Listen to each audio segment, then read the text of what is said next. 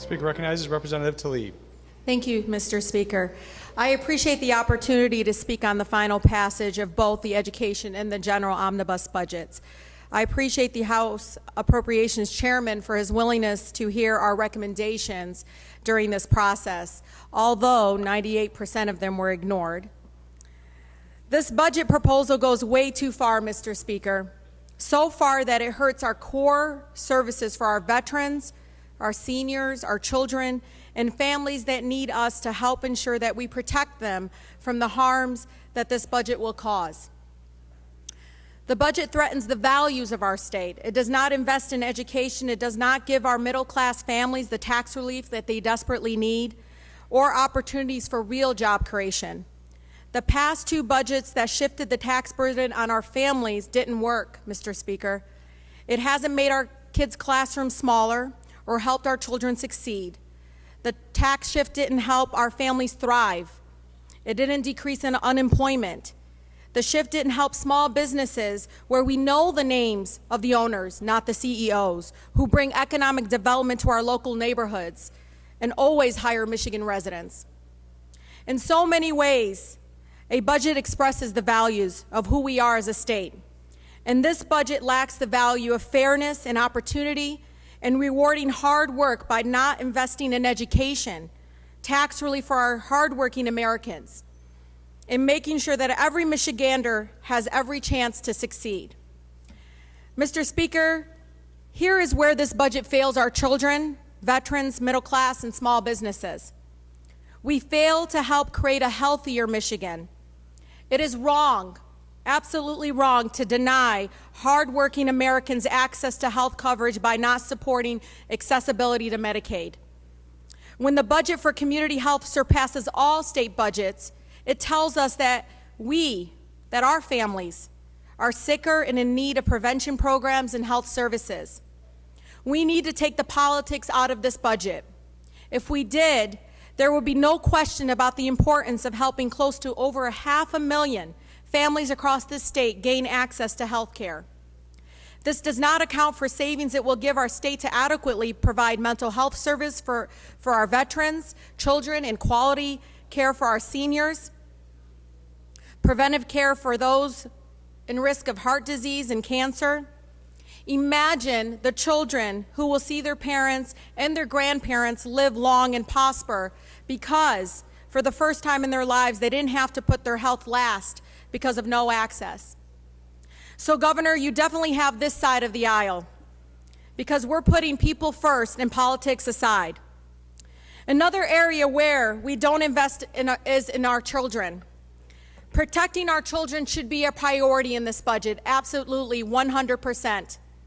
I am greatly disappointed not only as a public servant representing 100,000 families, but as a mother and as a Michigan resident and as a woman, to see this budget oppose the governor's recommendation to reduce infant mortality through the increase of education services, as well as to help do preventive care for our moms. I heard over and over again in this chamber for years the passionate plea to deny access for women to make pregnancy choices. But this completely contradicts your views. The children are living now, who are in jeopardy of not reaching their first birthday. They're not a priority in this budget. We have a duty to reduce the number of infant deaths in our state. It is a disgrace that we seem more worried about where we are in rankings in business magazines, but don't care that in parenting guides, we rank 37th in the nation in deaths of our babies, deaths that could have been prevented. Another group of children who require us by law and now by legal settlement agreement are children who are victims of sex crimes, physical abuse, and part of the most horrendous acts that some of us could never have survived. We made a promise in this settlement agreement that no child who is a victim of abuse and negligence would suffer because we didn't appropriate enough resources. The closure of the only 3 public facilities left in our state is irresponsible, Mr. Speaker.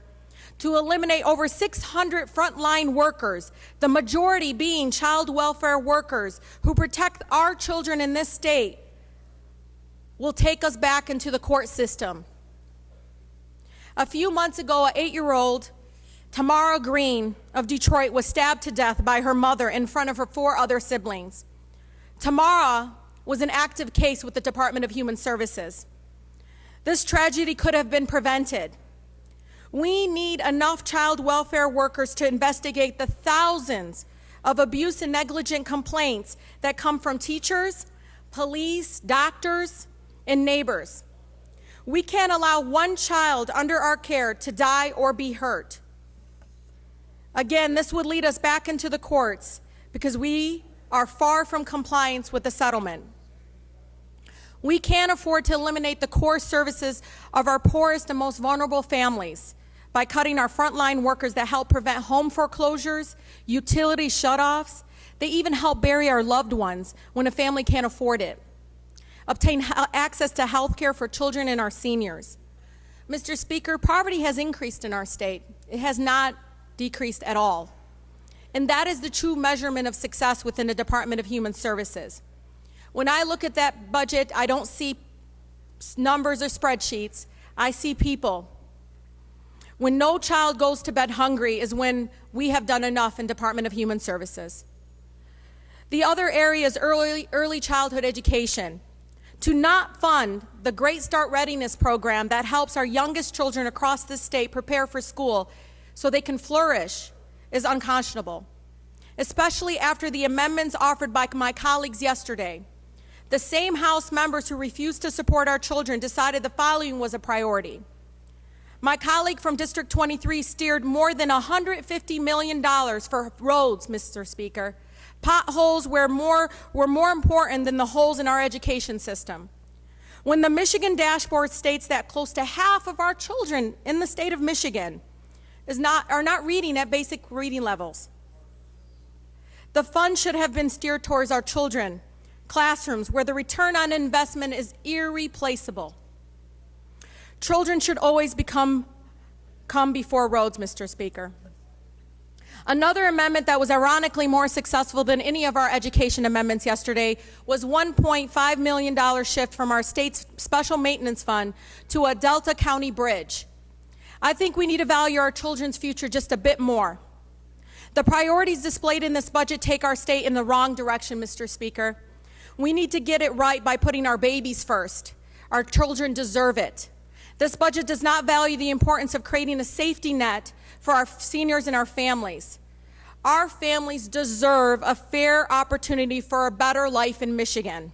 Our priorities must make sure that we have adequate fire and police services, and even more important, and I heard so much from my veterans thanking me for my amendment, making sure that our men and women who served us well get the best veteran services we can fund. The direction of this budget creates future liabilities that we won't be able to afford. So it is critical that we all work together to get the state budget right and working for all Michigan, not just a few. So I urge my colleagues to oppose this budget. Thank you, Mr. Speaker. Thank you, Representative.